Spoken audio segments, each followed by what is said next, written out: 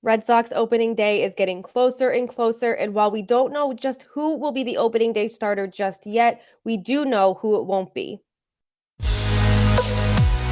You are Locked On Red Sox, your daily Boston Red Sox podcast. Part of the Locked On Podcast Network, your team every day.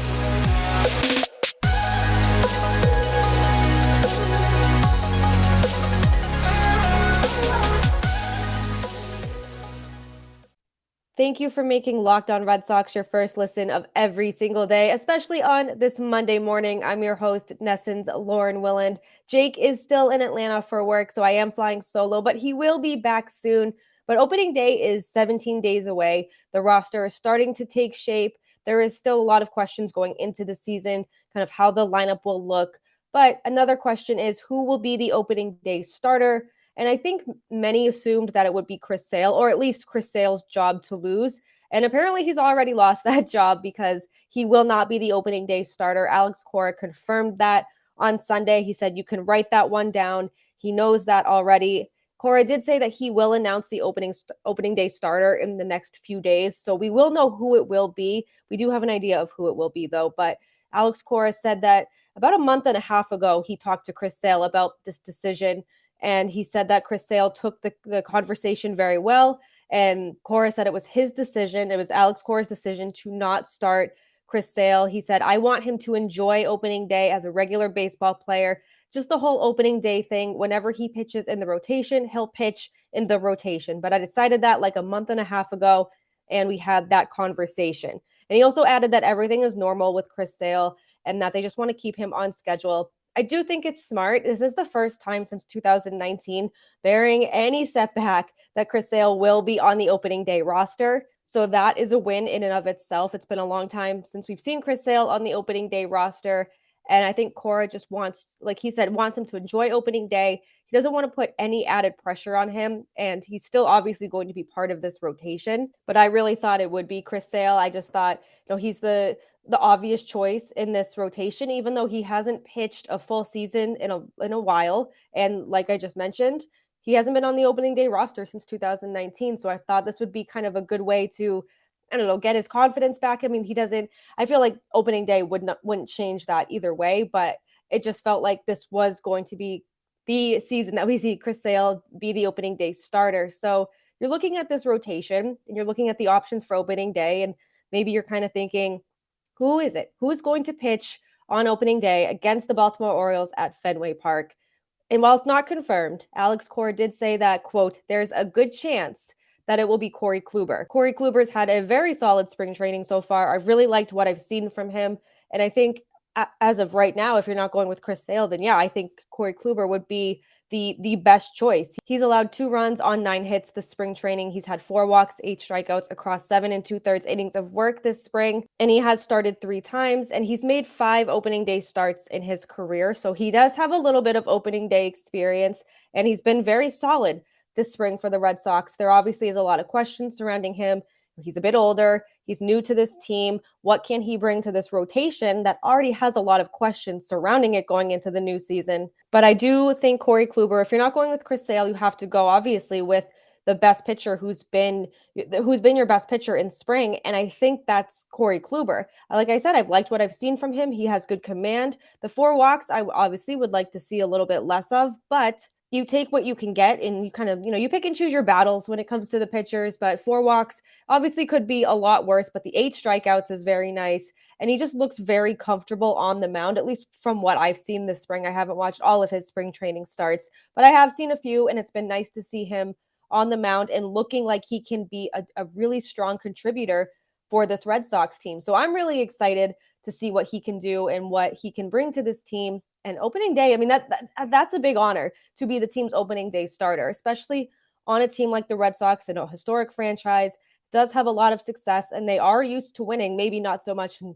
the last year. But if Corey Kluber can help get this team off to a strong start, a nice win on opening day, that's obviously going to be a big confidence booster for him, for the Red Sox, and maybe even for their fans. Yes, it's 1 game out of 162, but you have to start the season on a high note. And in a way, I mean, yes, I did say that, yes, go with your best pitcher from spring. I am surprised it was Corey Kluber. I I mean, he's a veteran of this league. He does have a little bit of opening day experience, but I did not think that Cora would go with him. I think I said this in an episode. I'll have to go back and look, but I did not think it was going to be him. I said something along the lines of like, oh, it could be Corey Kluber. Never say never. And here we go, that it probably will be Corey Kluber. I have no issue with it. I'm excited for Corey Kluber. I'm excited to see how he does opening day. And like I said, it's not confirmed, but Cora did say there is a good chance. So we'll know later this week. I doubt we'll know Monday. I'm going to guess like Wednesday, Thursday, but you never know with Alex Cora. He might just drop it in there. I mean, he's done things like that before in the World Series when he was like, oh, David Price is pitching tomorrow. And everyone's like, wait a second, we thought it was Chris Sale. He's like, well, you didn't ask. So I think people are going to ask who the opening day starter is, especially now we're approaching the 2-week mark from the regular season. The Red Sox still look good in spring training. Yes, now they've lost some games, but you're really starting to see the pitchers kind of take shape. You're looking at the rotation, the lineup, and everything looks solid for the Red Sox. And I said this in yesterday's episode that it's just cautiously optimistic. I do have a lot of optimism, but I'm cautious about it because spring training, these games don't matter. But it's always good to see the Red Sox obviously win games. If they were getting blown out, if they were losing, if their record was reversed, there would be a lot of negativity around this team. And even though that they have been winning, there's positivity around this team, but I just think a lot of fans, they are like me, just cautiously optimistic. And I know that there's fans out there that are very, very excited. I'm excited for the new season to start. There's a lot of intrigue around this team. And now that we're kind of starting to see the rotation take shape, I'm excited to see how Cora will build the starting rotation after Corey Kluber. So there's still time to build the lineup and build the rotation, but getting that opening day starter is, the first start into seeing what this rotation is going to look like and get these guys on a 5-day schedule or a 5-game schedule and start really kind of shaping your roster as it pertains to games and start taking these games maybe a bit more seriously because you know that the season is approaching. Everyone knows the questions surrounding the Red Sox. Everyone knows the doubt. The guys on this team know that a lot of people are doubting this team going into 2023. So I think the games, as much as, yes, they don't matter. I think that they're going to start to matter a little bit more to the Red Sox just because now we're getting toward the end of spring training. We're starting to kind of really see what this team can be going into 2023. Speaking of roster moves and all that good stuff, the Red Sox did make a few more moves over the weekend and provided a very positive update on Justin Turner. We'll talk about that in our second segment of the Locked On Red Sox podcast just as soon as I tell you about LinkedIn, because these days, every new potential hire can feel like a high-stakes wager if you own a small business. You want to be 100% certain that you have access to the best qualified candidates available, and that's why you have to check out LinkedIn Jobs, because LinkedIn Jobs helps you find the right people for your team faster, and it's for free. I know a couple of my friends own small businesses. They run their small business. They're absolute superheroes, but they need to find the best candidates to help fill the roles that they need in order to make their small business be successful. And a lot of them have used LinkedIn Jobs and they've all had success. They tell me that they found their best qualified candidates on LinkedIn, and it's just been very helpful in order to help their small business succeed. You can also post your job for free. It's super easy to create a job post. You add the job post, then you add the purple hashtag hiring frame to your LinkedIn profile picture so you can spread the word that you are hiring. Simple tools like screening questions make it easy to focus on the candidates with just the right skills and the experience so you can quickly prioritize who you want to interview and eventually hire. It's why small businesses rate LinkedIn Jobs #1 in delivering quality hires versus leading competitors. LinkedIn Jobs helps you find the qualified candidates you want to talk to faster. Post your job for free at linkedinjobs.com/lockedonmlb. That's linkedin.com/lockedonmlb to post your job for free. Terms and conditions apply. We've talked a lot about Justin Turner the last few episodes, and he's making a very, very impressive recovery. That trend continued over the weekend. Athletes are a different brand of human. I just feel like they could be superheroes too. They come back from these crazy injuries, and Justin Turner especially, he's avoided serious injury, but even just getting hit in the face, yes, he didn't break any bones, but you still got your stitches, you still got hit in the head, and it's still traumatic. You see all this blood. There was a very bloody scene. It was scary, and he avoided anything serious. And just now that he's back with the team is such a positive sign for him. And the fact he was able to walk away on his own. He had the trainer with him, but that was that was positive. He was on Twitter giving updates. His wife was giving updates, and it all just seemed very, very positive. And like I said, that continued over the weekend. He talked to the media for the first time since getting hit in the face, and he said, "I got pretty lucky, all things considered. Every day I've been getting a little bit better. I actually got the last of the stitches out, removed on Sunday, and starting to do some baseball activities, so that's encouraging." It's very, very encouraging. If you look at everything, it's amazing. He didn't suffer any facial fractures. He didn't break any teeth. And seeing him back with the team is very, very positive. And it's an exciting thing because he's new to this team. He's a veteran in MLB. So, and he's trying to get acclimated with his new teammates. So seeing him back right away and just wanting to help this team is very, very encouraging. And he was talking about the incident as a whole. He said, "Everything was pretty numb in the moment. I knew I was bleeding. I had no idea where I was bleeding from. Couldn't feel my teeth really. So didn't know if they were all there." And then he said, "And just want to get past the heat wave that you get and the feeling that you think you're going to pass out. Once I was able to get to the room, lay down, get hooked up to some IVs and stuff, calm down, it was actually pretty smooth sailing from there, knock on wood." And I'm sure there was a ton of adrenaline running through him at that point. You don't know what's going on and you see the blood, you know that you are bleeding, but to not know what's happening, do you have all of your teeth? Do you have a concussion? Is anything broken? There's so many questions in that moment. And again, so much adrenaline running through your body that you're probably just like, "Get me to the room, get me hooked up to what I need to get hooked up to, and let's get this show on the road so I can figure out what's wrong." So it's just been very encouraging from start to finish. And as for opening day, while we don't know 100% for certain if he will be on the roster, Alex Cora is providing positive updates as well. He said that he was going to do on Sunday a lot of stuff that was inside. So the training room, the gym, he has been walking on the treadmill, so probably going to up that a little bit more. And then on Monday, Cora said that Turner most likely will start doing the baseball activity side of his recovery, ground balls, hitting. And he said that Turner is in a really good spot. He feels very good. So it's all just very, very positive. So as I'm recording this, the Red Sox have not provided any additional updates on Turner just yet, but we'll see how Monday goes for him. We'll see how he progresses through the gym, the baseball activities, and just the whole mental side of it too. I mean, it cannot feel very good, obviously, to get hit in the face with a baseball, with a pitch, and then trying to go back out there and just maybe it's in the back of your head thinking, "Oh, is this going to happen again? What if it does? What if I'm not so lucky next time around?" But I feel like athletes too, they are able to quickly kind of get back into a mindset of, "I'm here to help the team. And then if it does happen again, I'll deal with it in that moment. But right now I'm recovering from, the first time it happened, and I'm going to get into a good spot to help this team and make sure that it doesn't impact me going forward." I'm sure it's not easy. I mean, I'm sure there is some anxiety surrounding it, but like I said earlier, Justin Turner is a different kind of human, and I have no doubt that he's going to be able to contribute to this team. And I'm excited to see. I hope that he's on the opening day roster because I want to see what he can do for this team. I feel that way about a lot of players, not just newcomers, but the people like Tristan Casas, even Rafael Devers. I'm excited to see what he can do first year, after signing that big extension and kind of being the newer face of this franchise.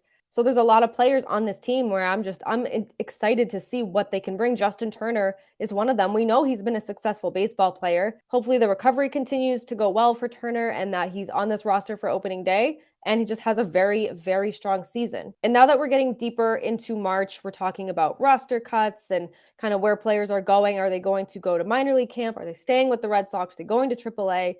So there's been some moves throughout the last week or so, and it's not the bigger names that have been not cut, but have been reassigned to their next destination. But over the weekend, the Red Sox optioned Brian Mata to AAA Worcester, and Ryan Sheriff was also assigned to minor league camp. So Mata has looked very, very good this spring. His fastball has reached into the 100s. That's always fun to see, especially when Cora has said that he believes Mata will be part of this Red Sox roster at some point in 2023.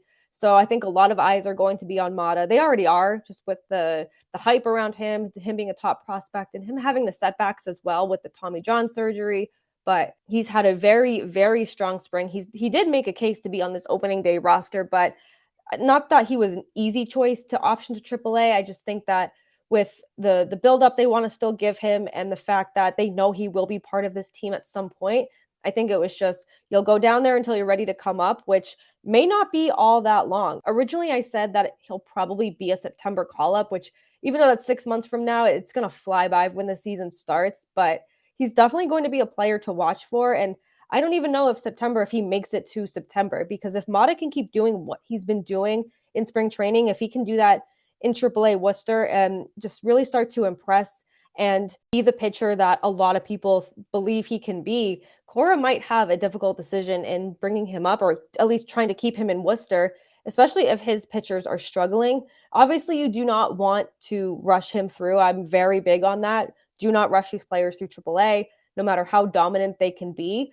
But if they truly believe that he can help this team in 2023, and you have some of your pitchers struggling, you call him up and you get him into the big leagues. Mata has had 7 scoreless innings through 4 Grapefruit League games, so he's really showing that he can be very, very good. He's showcasing his fastball, he's showcasing all of his pitches, and he's showcasing that maybe he is worth the hype, because right now he certainly looks like it. I really hope this translates into MLB action and even in AAA as well. Worcester is a lot of fun. They have a lot of fun players. If you can get to a game to Puller Park, you absolutely have to. It's a beautiful park. They have a lot of good players on this team, and you get to see Brian Mata. That's a lot of fun. I got to see Brian Bayo a few times in Worcester, and it's so fun watching these guys warm up, watching them get on the mound, and just watching them do their thing, because you're looking at them being like, these are the guys who are going to be the future of this team. And if Mata continues to be strong in AAA, you're going to want to see that in Red Sox action sooner rather than later. So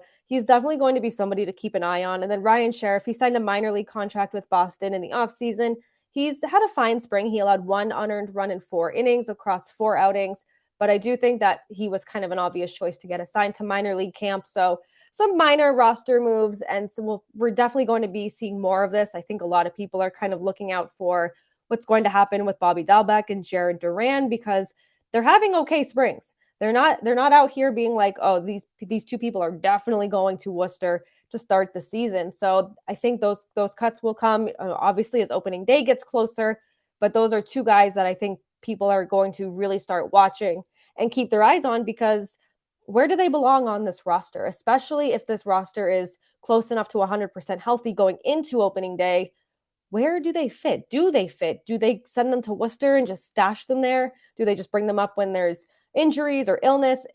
Lots of questions surrounding Duran and Dahlbeck still, but we'll have those answers soon enough. Opening day is closer than we think, and they're going to have to decide what to do with them. We have one more segment of our Locked On Red Sox podcast. We are going to do the mental health minute. We have not done that in a while, but before we do that, I just want to tell you about Built Bar, because the Built Bar March Madness bracket is here, and we know you have a favorite bar or puff. You know my favorite is cookies and cream, and now it's your time to make it count. Go to builtmarchmadness.com to vote for your favorites. I think it's pretty obvious. I'll certainly be voting for cookies and cream. It's my favorite Built Bar. I've been talking about cookies and cream for over a year, and they have amazing flavors. I've loved every flavor I've tried from Built Bar, but nothing comes close. Let me know what your favorite flavor is. Let me see your bracket. I really want to see your brackets for the Built Bars, because I want to see how we differ, if we're similar, and everything in between. And if you want the Red Sox to win, then you'll be voting for that bar too. Support your team, support your bar, support your Built Bar puff.